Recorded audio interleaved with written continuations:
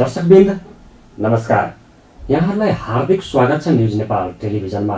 यो समय हो न्युज अपडेटको। म शिवशंकर चौधरी। न्युज नेपालको सुरुवातमा हेडलाइन्स न्युज।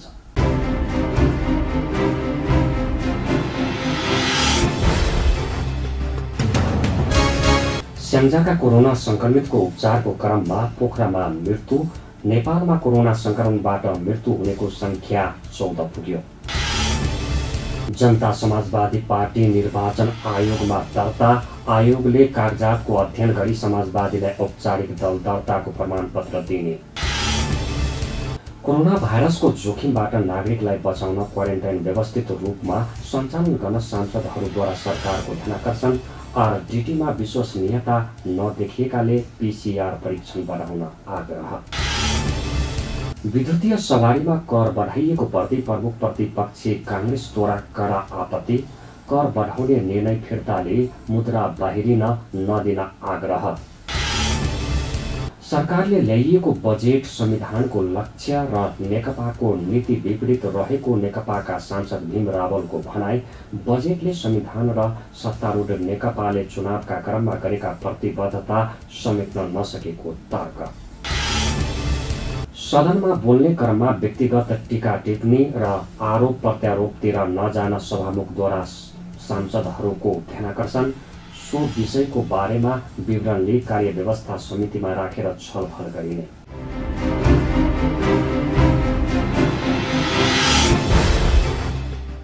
गण्डकी प्रदेशमा कोरोना संक्रमणबाट 60 वर्षीय पुरुषको मृत्यु भएको छ।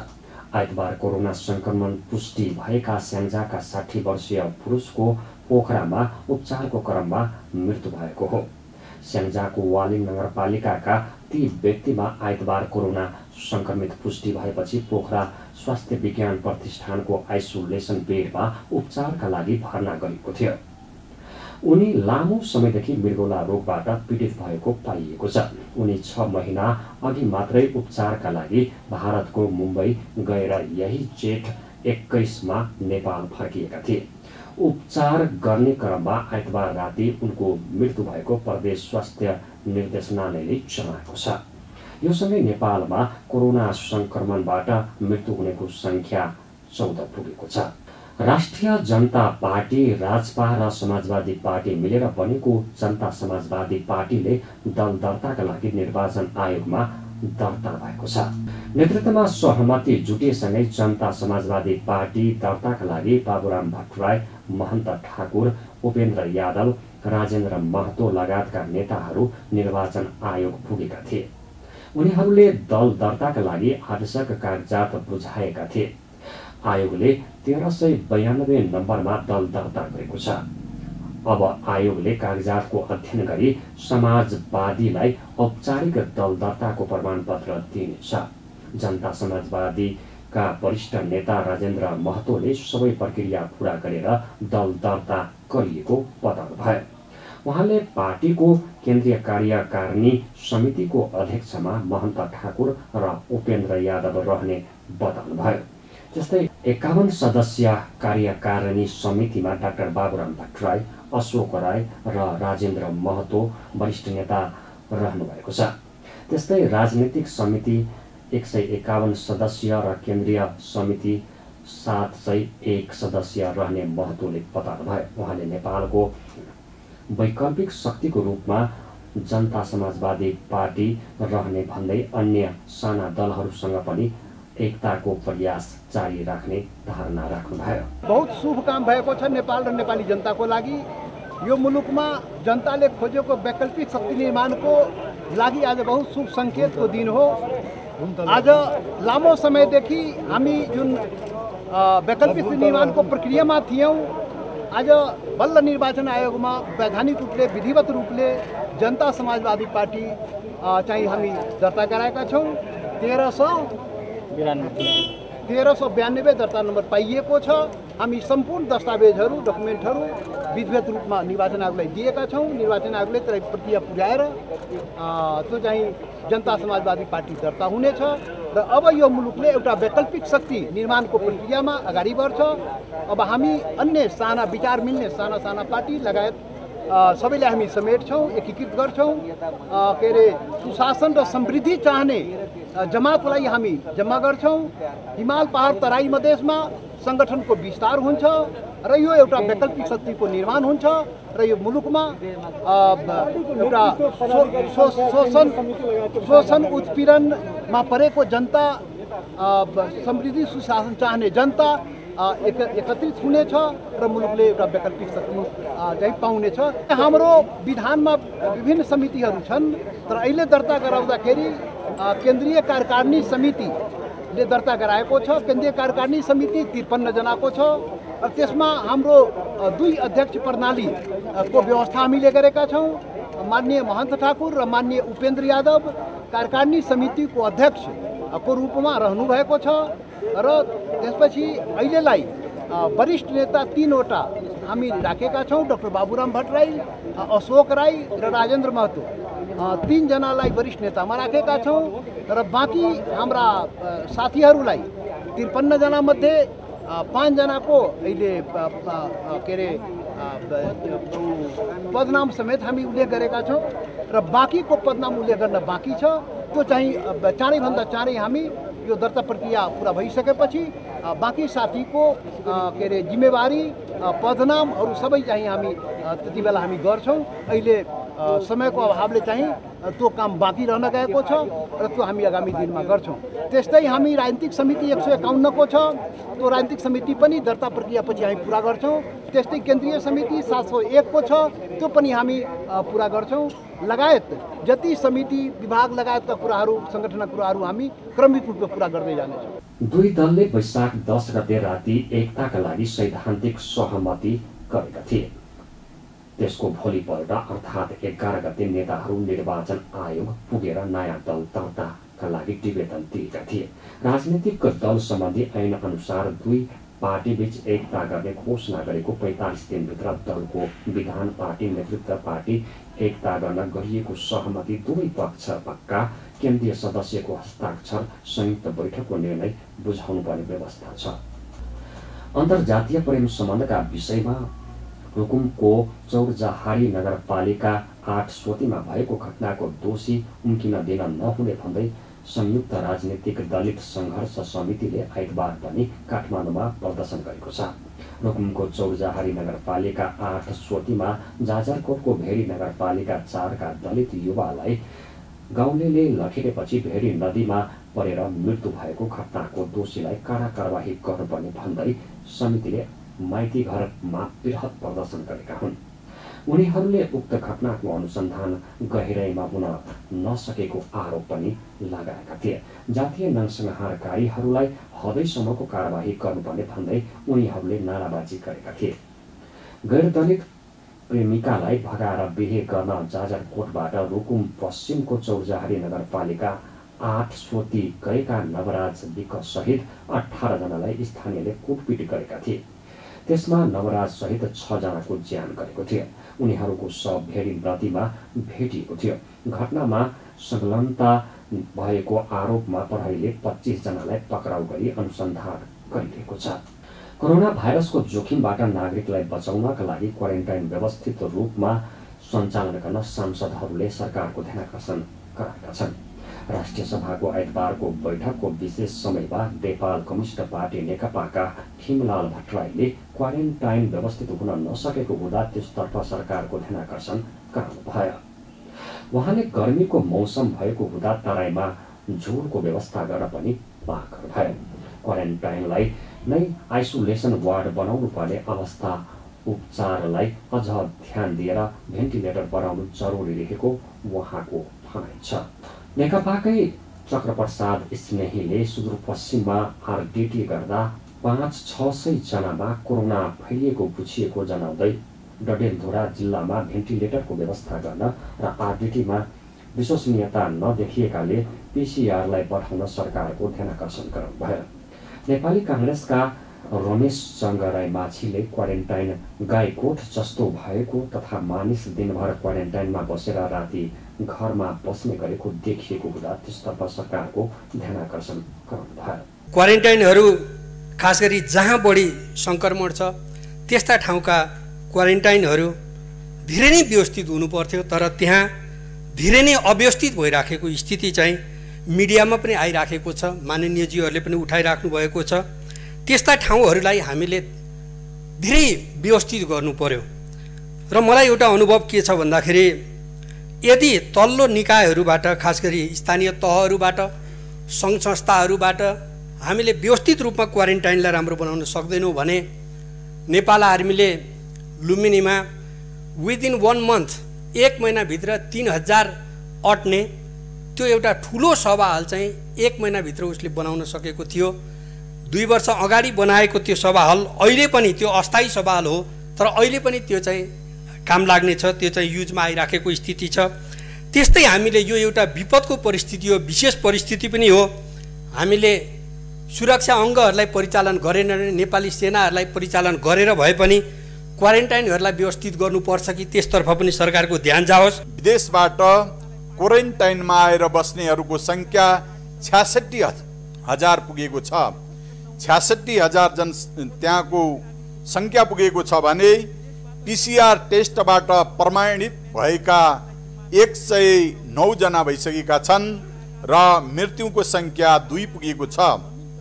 मैले जो RDTबाट परीक्षण गर्दाखेरि 500-600 सम्मको पोजिटिभ देखिएको तथ्य आएको छ। यो यति ठुलो जनसङ्ख्या, जहाँ 50-60 लाख जनसङ्ख्या छ, जहाँ 70 को सेरोफेरोमा क्वारेन्टाइनमा मान्छेहरू बसिसकेका छन्, त्यो प्रदेशमा एउटा मात्र चेक जाँच गर्ने एउटा मात्र भेन्टिलेटर छ, त्यो पनि कैलाली जिल्लामा छ। पहाडका 7 वटा जिल्लाहरू तडफिएर बसेका छन्। कोरोनाबाट प्रभावित भएर बनाएको क्वारेन्टाइनहरू यस्तो छ कि गाईलाई गोठमा राख्ने जस्तो क्वारेन्टाइनमा राखिएको छ। अनि मान्छे दिनभरि बस्छ, रात परेपछि घरमा गएर सुत्छ। अनि कसरी आइसोलेसन हुन्छ? आइसोलेसनको उसको उपचार कसरी हुन्छ? तपाईँको 7 दिन 8 दिनसम्म, यो अगाडि पनि मैले सदनमा कुरा उठाएँ, 7 दिन 8 दिनसम्म पनि PCR चेक गरेको रिपोर्ट आउँदैन। अनि 4 दिन पछाडि त्यो मान्छेलाई फेरि सर्न सक्छ, फेरि त्यसको PCR टेस्ट गर्ने। हामीले अहिलेसम्म कति मान्छेको PCR टेस्ट गर्यो? त्यसकारण सरकारले यसलाई एकदम सामान्य रूपमा लिएको छ। आज 68 वटा जिल्लामा फैलिसक्यो, 77 वटा जिल्लामध्ये 68 वटा जिल्लाका नागरिकहरू यसको आक्रमणमा परिसके र पनि अहिले पनि सरकारले यसलाई सामान्य रूपमा, सामान्य हिसाबको रूपमा लिएको छ। त्यसकारण पनि सम्माननीय अध्यक्षज्यू, यो गतिविधिले स्वास्थ्य क्षेत्रमा, स्वास्थ्यमा हामीले जुन सुधार गर्यौँ, स्वास्थ्यको पूर्वाधारहरू जुन बनाउनु खोजेको त्यो बन्न सक्दैन। कांग्रेसकै तारादेवी भट्टले सुदूरपश्चिममा कोरोना भाइरसको जोखिम बढ्दै गएको हुँदा क्वारेन्टाइनलाई व्यवस्थित गरी PCR परीक्षणको दायरा बढाउनु पर्नेमा सरकारको ध्यानाकर्षण गराउनुभयो। राष्ट्रिय जनता पार्टीका मृगेन्द्र कुमार सिंह यादवले कोरोनाबाट जनतालाई बचाउनका लागि PCR परीक्षणलाई बढाउन र क्वारेन्टाइन व्यवस्थित गर्न माग गर्नुभयो। बैठकले बिरुवा संरक्षण पहिलो संशोधन विधेयक 2075 सर्वसम्मतिले पारित गरेको छ। तथ्याङ्क विधेयक 2076 दफावार छलफलका लागि विधान व्यवस्थापन समितिमा पठाइयोस् भन्ने प्रस्ताव सर्वसम्मतिले स्वीकृत गरेको छ। त्यस्तै उद्योग वाणिज्य तथा आपूर्ति मन्त्री लेखराज भट्टले पर्यटन एक्रिडिटेसन विधेयक 2076 माथि विचार गरियोस् भनी राखिएको प्रस्तावलाई सर्वसम्मतिले स्वीकृत गरेको छ। बैठकमा उपप्रधानमन्त्री तथा रक्षा मन्त्री ईश्वर पोखरेलले राष्ट्रिय सुरक्षा परिषदको वार्षिक प्रतिवेदन 2075-76 तथा विधान व्यवस्थापन समितिका सभापति परशुराम मेघे गुरुङले प्रतिनिधि सभाबाट सन्देशसहित प्राप्त वियोजन दोस्रो संशोधन विधेयक 2075 सम्बन्धी समितिको प्रतिवेदन सभा समक्ष पेश गर्नुभयो। राष्ट्रिय सभाको अर्को बैठक यही जेठ 27 गते बिहान 11 बजे बस्नेछ। प्रमुख प्रतिपक्षी कांग्रेसले विद्युतीय सवारीमा कर लगाइएकाले कडा आपत्ति जनाएको छ। प्रतिनिधि सभाको आइतबारको बैठकको सुरुमै कांग्रेस सांसद देवेन्द्र राज कडेलले विद्युतीय सवारीमा कर बढाइए पेट्रोलियम पदार्थको खरिदमा अर्बौं रकम भारततिर जाने बताउनु भयो। सरकारको विद्युतीय सवारीमा कर बढाउने निर्णय जनताप्रति जवाबदेही नरहेको र भोटको लागि भाषणको राजनीति बेइमानी गरेको देखिएको उहाँले बताउनु भयो। विद्युतीय सवारीमा कर बढाएर विदेशी मुद्रा बाहिरिन नदिन भन्ने अर्थमन्त्री युवराज खतिवड़ाको दावी पनि झुटो भएको उहाँले दावी गर्नुभयो। सांसद कटेलले सरकारको उच्च तहबाट विद्युतीय सवारीमा कर बढ्ने सूचना चुहाएर भन्सारबाट बजेट प्रस्तुत हुनु केही दिन अघि मात्रै 120 सवारी छुट्याइएको आरोप पनि लगाउनुभयो। सम्माननीय राष्ट्रपति, सम्माननीय प्रधानमन्त्री र प्रदेश 3 को सरकार समेतको विद्युतीय सवारीप्रति देखाएको प्रतिबद्धता डाक्टर मन्त्रीले यो नेपाल सरकार जनताको सरकार नभई यो डाक्टरको सरकार नै भनी आफ्नो नेताहरूको बोल्ती बन्द गरिदिएको तापनि कुनै पनि हालतमा विद्युतीय सवारीमा गरिएको भन्सार वृद्धि अवलम्बन फिर्ता लिनुपर्छ। सम्मानित सभामुख महोदय, म अन्तमा फेरि दोहोऱ्याउन चाहन्छु, जुन किसिमको नीति अवलम्बन गरियो, जुन किसिमले अहिले विद्युतीय गाडीहरू चाहे प्लग इन हाइब्रिड होस् चाहे विद्युतीय सवारी होस्, जसरी यसमा चाहिने कर वृद्धि गरिएछ, यसले गर्दाखेरि ठुलो रकम भारततिर जाने कल्पना गर्नुहोस्। भोलिको दिनमा डिजल मट्टीतेल या पेट्रोल भारतले पैठारी बन्द गरिदिएको खण्डमा हाम्रा सारा उद्योगहरू सवारी साधनहरू ठप हुन्छन्। त्यसकारण हामी आफ्नै खुट्टामा उभिनलाई हाम्रै जलबाट उत्पादित विद्युतबाट चल्ने विद्युतीय गाडीलाई यदि प्रमोट गरिएन भने हाम्रो लागि भविष्यमा दुर्भाग्य हुन्छ र हामी पोल्युसन आज आज चकलेटमा 10% छुट गरेर विदेशबाट 5 अरबको चकलेट ल्याइन्छ र 10% डिस्काउन्ट गरेर त्यसमा चाहिँ भन्सार घटाएर 50 करोडको घाटा गराइन्छ। त्यसकारण चाहिँ मेरो आग्रह के छ भने आज विद्युतीय आधारित स्रोत साधनलाई बढावा दिउँ। बैठकमा अर्को कांग्रेसका सांसद प्रकाश मान सिंहले कोरोना महामारीमा सेना परिचालन गर्ने सरकारको निर्णयको विरोध गर्नुभयो। गृह मन्त्रालय अन्तर्गतको विपद व्यवस्थापन समिति, स्वास्थ्य मन्त्रालय, स्वास्थ्य विभागले कोरोना महामारीमा काम गर्नुपर्ने उहाँको भनाइ छ।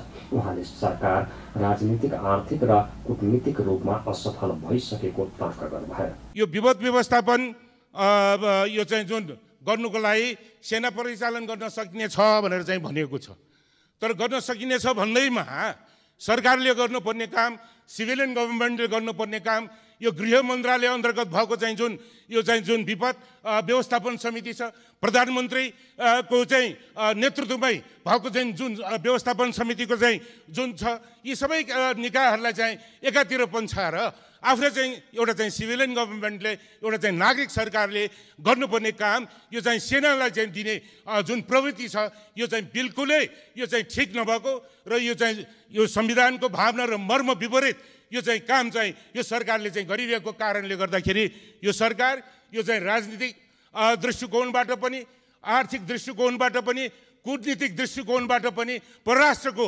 दृष्टिकोणबाट पनि यो सरकार चाहिँ बिल्कुल विफल भइसकेको र नेतृत्व चाहिँ असफल भएको कुरा उहाँहरूको चाहिँ यो वर्षको चाहिँ गतिविधिबाट चाहिँ देखाएको छ। कांग्रेसका सांसद गगन कुमार थापाले शिक्षा मन्त्रालयको आगामी वर्षको बजेट र कार्यक्रमले शिक्षा क्षेत्रलाई र सांसदहरूलाई निराश बनाएको धारणा राख्नुभयो।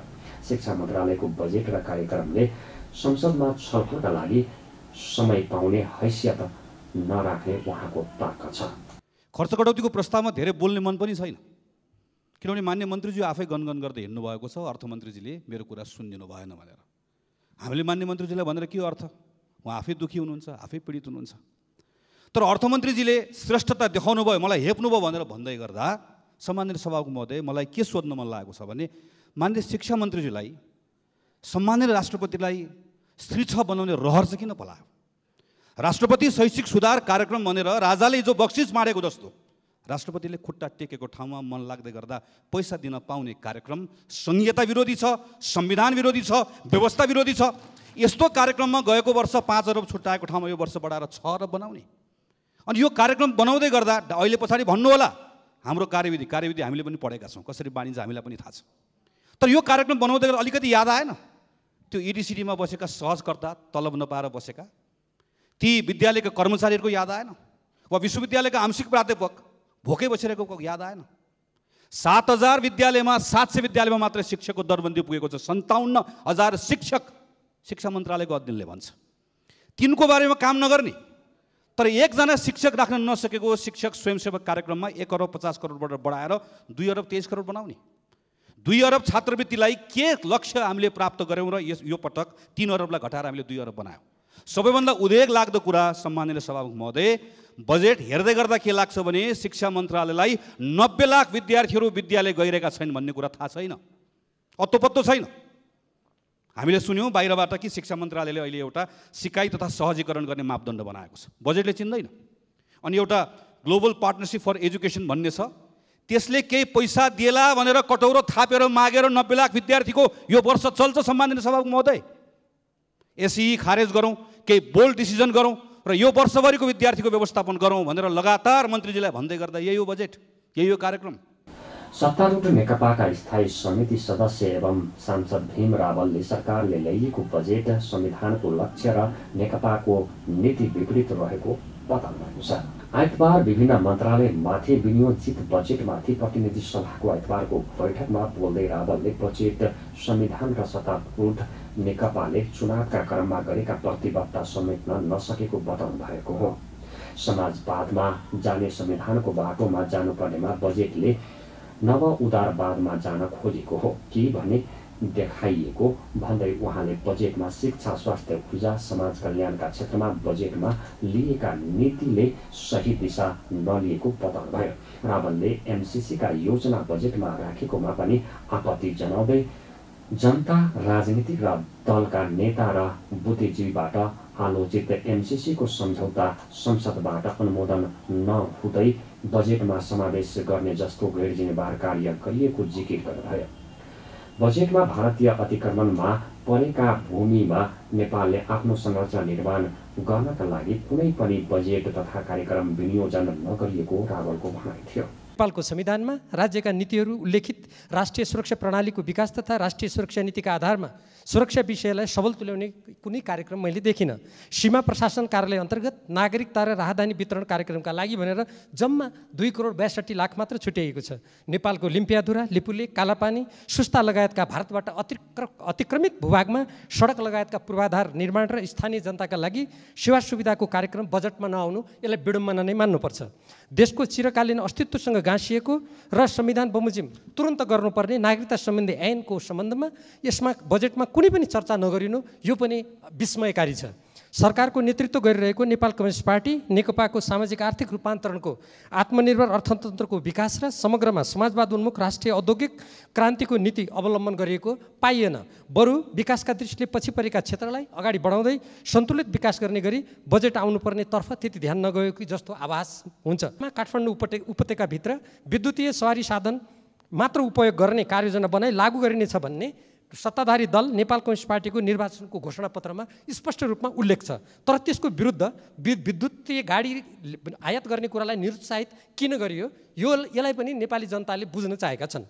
विदेशी सहायतामाथिको निर्भरता क्रमशः हटाउँदै लगिने र विदेशी सहायता नचाहिने गरी अर्थतन्त्रको विकास गरिने घोषणापत्रको नीति अवलम्बन गरेको मैले चाहिँ राम्ररी हेर्दा त्यति भेटिनँ। भाइ हाम्रो नेपालको संविधानको समाजवाद उन्मुख हाम्रो नीति र त्यसमा लोक कल्याणकारी राज्यका सिद्धान्तहरू स्वयं यो सरकार सञ्चालन गर्ने नेतृत्व गरिरहेको नेपाल कम्युनिस्ट पार्टी नेकपाका चुनावी घोषणापत्रमा आधारित भएर अगाडि बढ्नेछ भन्ने कुरा मैले कता पढेको थिएँ, तर मैले केही उदाहरणहरू त्यो नीतिको विपरीत मैले पाएँ।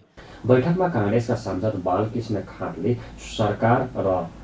सरकार तथा प्रधानमन्त्री असफल भए पनि मुलुकको असफल हुन नसक्ने भन्दै असफल प्रधानमन्त्री र असफल सरकारलाई बोकेर नहिँड्न सत्तापक्षका सांसदहरूलाई सुझाव दिनुभयो। कालापानी, लिपुलेक र लिम्पियाधुरा भारतीय अतिक्रमणबाट फिर्ता ल्याउने विषयमा बजेट विनियोजन नभएकाले आवश्यक बजेट छुट्याउन पनि खानले माग गर्नुभयो। क्वारेन्टाइनमा बसेका, आइसोलेसनमा बसेका, हस्टेलमा बसेका कोरोनाका सङ्क्रमित बिरामी र नन सङ्क्रमित बिरामीहरूलाई कसम खुवाएर घर पठाइरहनु भएको छ। घरबाट बाहिर ननिक्लिनु, घरमा चाहिँ बालबच्चालाई नभेट्नु, वृद्धावृद्धिलाई नभेट्नु, छिमेकीलाई नभेट्नु, सोसल डिस्टेन्समा बस्नु भनेर शपथ खुवाएर पठाइरहनु भएको समाचार आइरहेको छ। यसमा घोर आपत्ति छ। त्यही सरकारले चाहे कोरोना व्यवस्थापन गर्ने क्रममा होस्, चाहे बाढी पहिरो व्यवस्थापन गर्ने क्रममा होस्, चाहे प्रशासन सञ्चालन गर्ने क्रममा होस्, पूर्ण रूपमा यो सरकार असफल भएको छ। प्रधानमन्त्रीजी असफल हुनुभएको छ। सत्तासीन पार्टीले असफल नबनोस्, त्यहाँले असफल सरकारलाई कतिसम्म बोक्ने, असफल प्रधानमन्त्रीलाई कतिसम्म बोक्ने? मान्य सदस्य सत्तासीन पार्टी गम्भीर बनाओस् र यो असफलतालाई अविलम्ब यसलाई चाहिँ असफलतालाई बदल्नको लागि तपाईँहरू तयार हुनुहोस्। मुलुक असफल हुन सक्दैन, सरकार असफल होला, प्रधानमन्त्री असफल होला, मुलुक असफल हुनु हुँदैन। त्यहाँले तपाईँले गम्भीर बनेर सत्तासीन पार्टीले गम्भीर निर्णय गरोस्। बैठकमा विनियोजन विधेयक 2077 अन्तर्गत विभिन्न मन्त्रालयका विनियोजन शीर्षकमाथि खर्च कटौतीका 10 प्रस्ताव प्रस्तुत गरिएको छ। ऊर्जा तथा सिँचाइ, शिक्षा, विज्ञान तथा प्रविधि, संघीय मामिला तथा सामान्य प्रशासन, परराष्ट्र, गृह र रक्षा मन्त्रालय तथा प्रधानमन्त्री तथा मन्त्री परिषदको कार्यालय, राष्ट्रिय योजना आयोगको सचिवालय, राष्ट्रपतिको कार्यालय एवं उपराष्ट्रपतिको कार्यालय सम्बन्धी विनियोजन शीर्षकमाथि दुर्गा पौडेल, ज्ञानेन्द्र बहादुर कार्की, प्रेम सुवाल लगायतले कटौतीको प्रस्ताव पेश गर्नुभएको हो। बैठकमा प्रधानमन्त्रीका तर्फबाट उपप्रधानमन्त्री एवं रक्षा मन्त्री ईश्वर पोखरेलले राष्ट्रिय सुरक्षा परिषदको वार्षिक प्रतिवेदन 2075-76 पेश गर्नुभएको थियो। सभामुख अग्निप्रसाद सापकोटाले सांसदलाई सदनमा बोल्ने क्रममा व्यक्तिगत टीका टिप्पणी र आरोप प्रत्यारोपतिर नजान ध्यानाकर्षण गराउनु भएको छ। प्रतिनिधि सभाको आइतबारको बैठकमा राष्ट्रिय जनता पार्टीकी गंगा चौधरीले यही जेठ 19 गतेको बैठकमा एक सांसदले गरेको टीका र टिप्पणीप्रति आपत्ति जनाउँदै सो विषय रेकर्डबाट हटाउन माग गरेपछि सभामुखले सो आग्रह गर्नुभएको हो। सभामुख सापकोटाले सो विषयका बारेमा सबै विवरण लिई कार्य व्यवस्था समितिमा राखेर छलफल गरिने जनाउँदै त्यस सम्बन्धमा रुलिङ भइसकेकाले प्रवेश नगर्न आग्रह गर्नुभयो। साथै उहाँले वर्तमान सङ्कटमा पनि सदन चलाएर राष्ट्रिय महत्त्वका विषयमा निष्कर्षतिर गइरहेको बेलामा व्यक्तिगत टीका टिप्पणी र आरोप प्रत्यारोपतिर नजान अनुरोध गर्नुभयो। सांसद गंगा चौधरीले सदनमा हिन्दी भाषामा बोलेका आधारमा भारतीय चेली भनेर गरिएको टिप्पणीप्रति आपत्ति प्रकट गर्दै संसद नियमावलीमा नै आफूलाई सहज हुने भाषामा सदनमा बोल्न पाउने व्यवस्था रहेको बताउनु भएको थियो। हामी न्युज अपडेटको अन्तमा आइपुगेका छौँ। जाँदा जाँदै हेडलाइन्स न्युज पुनः एकपटक।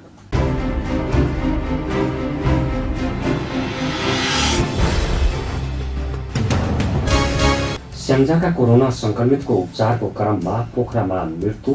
नेपालमा कोरोना संक्रमणबाट मृत्यु हुनेको संख्या 14 पुग्यो।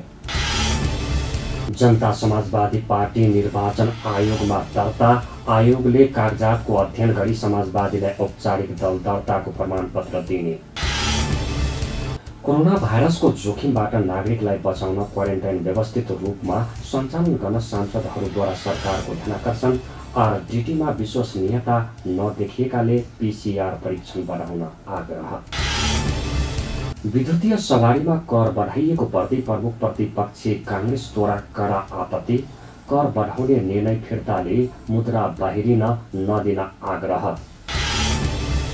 सरकारले ल्याइएको बजेट संविधानको लक्ष्य र नेकपाको नीति विपरीत रहेको नेकपाका सांसद भीम रावलको भनाई। बजेटले संविधान र सत्तारूढ नेकपाले चुनावका क्रममा गरेका प्रतिबद्धता समेट्न नसकेको तर्क। सदनमा बोल्ने क्रममा व्यक्तिगत टीका टिप्पणी र आरोप प्रत्यारोपतिर नजान सभामुखद्वारा सांसदहरूको ध्यानाकर्षण। सो विषयको बारेमा विवरण लिई कार्य व्यवस्था समितिमा राखेर छलफल गरिने।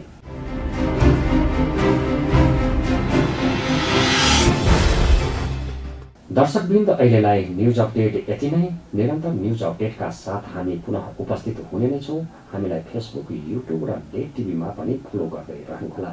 हेर्दै रहनुहोस् न्युज नेपाल टेलिभिजन। नमस्कार।